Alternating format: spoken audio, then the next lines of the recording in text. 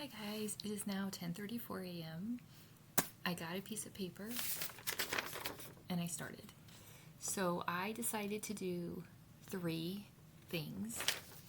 I wrote down current/old on one side, drew a line, wrote new/desired on the other side. I'm doing this because one of my patterns is perfectionism. So this is me like fighting that and saying, listen, this will do for now, right? Better to take action than to not take action. So my first one I put is weak boundaries. And then for the new desired, it's firm and clear boundaries. This is internal and external. This includes if I'm supposed to be laying down and, I start having a flashback or something, I will have a boundary of I'm going to put something positive on, like a boundary, like a barrier, And then when the thought is, well, you shouldn't need that, it's like, okay, but that's not the point. The point is to keep it out for now, to protect myself. The second one, the current old, is I outsource my energy, right? Like I think I take on other people's things, which is not like effective. Even if it looks effective, it's not, because that's not my responsibility, right? And then the new desired is to preserve and reserve my energy. So every time that I have awareness that I'm pushing my energy out there to try to prevent someone from doing something they shouldn't be doing, I need to be like, do they know right from wrong? They do? Bring it back. Not your problem, right? And then the third one I put is meditate if I have time, is the current old. The new desired is meditation's non-negotiable. Lots of reasons. First of all, I think that is absolutely something that's helping me on every level. I deserve to, just like any other human being. It forces me, but in a positive way, but it results in me taking time. You can't meditate and be doing something else, like, it forces you to slow down. And then when you slow down, awareness comes up, and that's how you can improve your life. So those are my 3, and I'm proud of myself for just starting it. And I think it's going to be really good because these are definitely 3 things that zap my energy, especially with my daughter.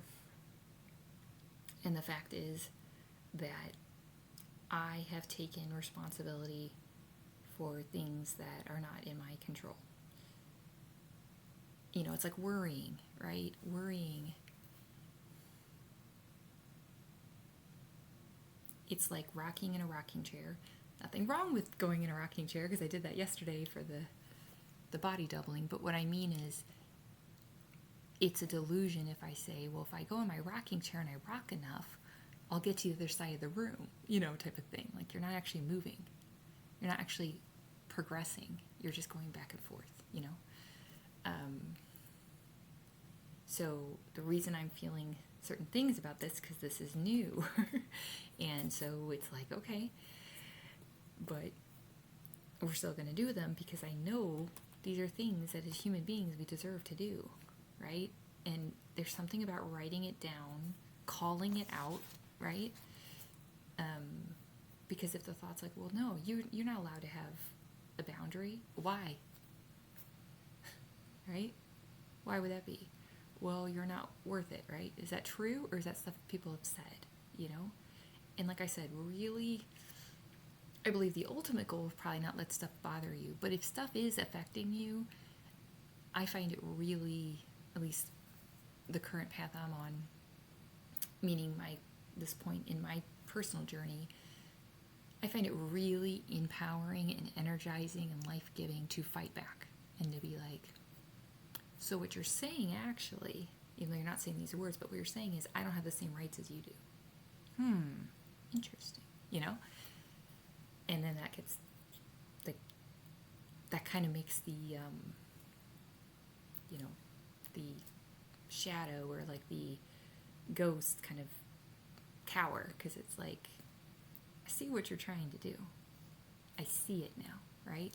It's like the analogy from the last video, underwater, there is land. Because someone from land showed me the picture. So don't you dare tell me I'm stuck underwater my whole life, right? When we get angry like that, it's energizing. It's a good thing. If it's like nothing's actually wrong, but I'm angry all the time, that's a whole different thing. But if it's like, I don't want to meditate because, or like even sit still, because then things are going to come up and I might have to make some changes, that type of thing, then you're just constantly running. You're trying to run from yourself. And I get it, because I did the same thing. But realize how ridiculous that actually is when we talk about it. Like, I'm trying to run away from myself. Like, you can't, right? And you don't need to. So, I'm not saying I have all the answers, but I am saying I'm on a quest to continually live my absolute best life possible. And for me, because I do the meditation every morning,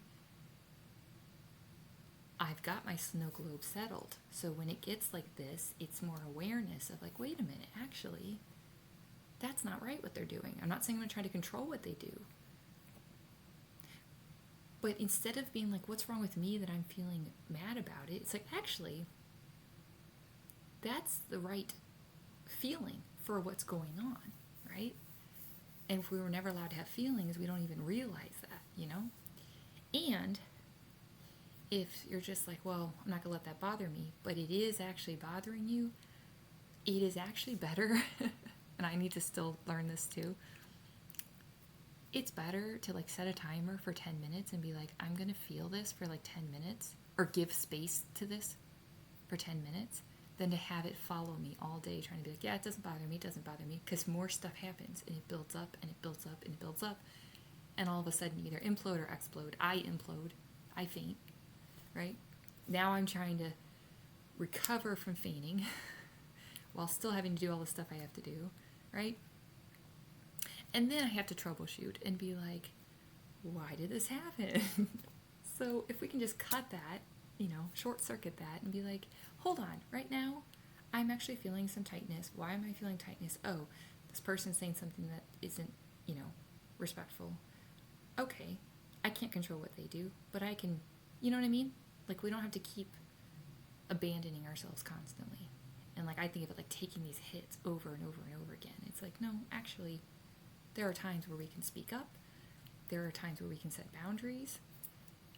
And when you earn your own self-respect in that way, that's when you, I believe, become who you actually are.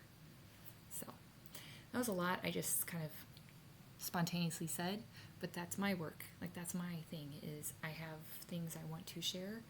I want to help people. So I'm willing to put myself out there and feel the shortness of breath and stuff, and just remind myself that if it can possibly help someone and empower them, it truly is worth it to me. And like I said, I'm going to keep doing this journey regardless. So this is a way to even possibly help someone, like, come with me on the journey type of thing. And one of my biggest strengths is creativity and helping other people, like, optimize. So I'm offering that because I think that's one of the purposes I'm here for. And I do it, like I said, for my daughter, obviously for free, but like all the time.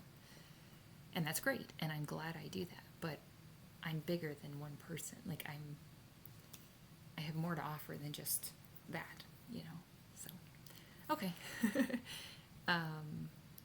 I'm going to have a boundary with myself now and actually lay down and do a meditation, because I have a meeting at noon, and I have another meeting at 1:30, and then she's coming home, and then, so I'm going to practice what I'm saying and walk the walk and remind myself, like, even if emotion comes up while I'm doing the meditation, that's what's supposed to happen, you know? And that's only because I'm continuously taking these massive steps forward. So it's the familiarity zone trying to tell me, see, it's not safe. And it's like, no, it's safe. We can do this as we're, we can shake as we're crossing the bridge. But we're not going to not cross the bridge because we're shaking. Does that make sense? So, okay. Love you guys.